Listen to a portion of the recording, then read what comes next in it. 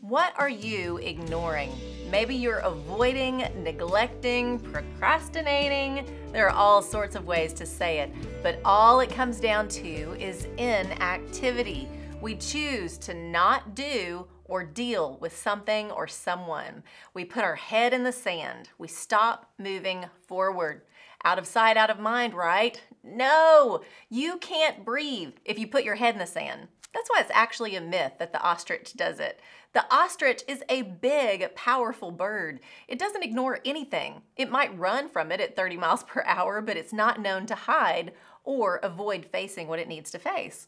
What happens when we ignore things? If you ignore a cut, it gets infected. If you ignore the speed limit, you very likely will get a ticket. If you ignore a broken relationship, it will never mend. If you ignore that light bill, you will soon be without lights. If you ignore God's voice, you will drift further and further away from the truth and His will for your life.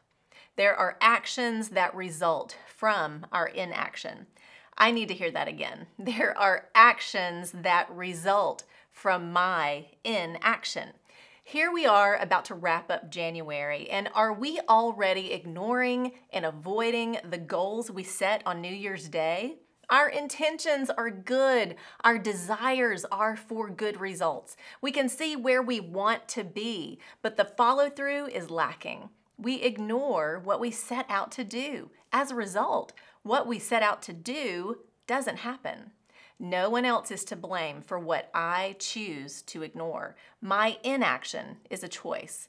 A dear friend of mine told me once, "Lori, stop saying what you should do. That covers you in shame and speaks from a place of avoidance. Instead, say, I choose to do or not do things." Try it. It changes the tone and helped me own my action or my inaction. I believe the Holy Spirit, if we will listen, is trying to get our attention, but we're too distracted. We may know clearly what we need to do, but we ignore it, doubt we are able to do it, or we talk ourselves out of it because we're afraid. That's what God's people did after they were led out of Egypt.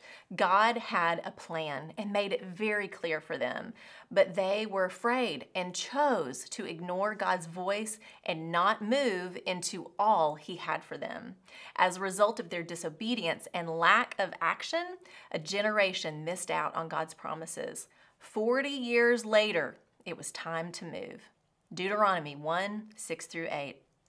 The Lord our God said to us at Horeb, "You have stayed long enough at this mountain. Break camp and advance into the hill country of the Amorites. Go to all the neighboring peoples in the Arabah, in the mountains, in the western foothills, in the Negev, and along the coast, to the land of the Canaanites and to Lebanon, as far as the great river, the Euphrates. See, I have given you this land. Go in and take possession of the land the Lord swore He would give to your fathers, to Abraham, Isaac, and Jacob, and to their descendants after them." It was time to break camp and go. Move and go in and take possession of all the Lord has prepared and promised for you. You've stayed long enough at this mountain. God speaks, and not only did they listen, they took action. And God blessed His people, and they saw His promises fulfilled.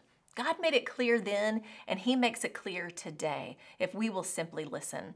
Don't stay camped out in a season God is ready for you to move out of. Look around. Choose to take action in the areas God is bringing to your mind right now. Seek His word, His truth, His will, and be a doer of it. There is life and blessing waiting for you when you do. That's the truth. Don't be led in life by your inaction. Listen to God's voice and move in to all He has in store. I'm Lori Klein.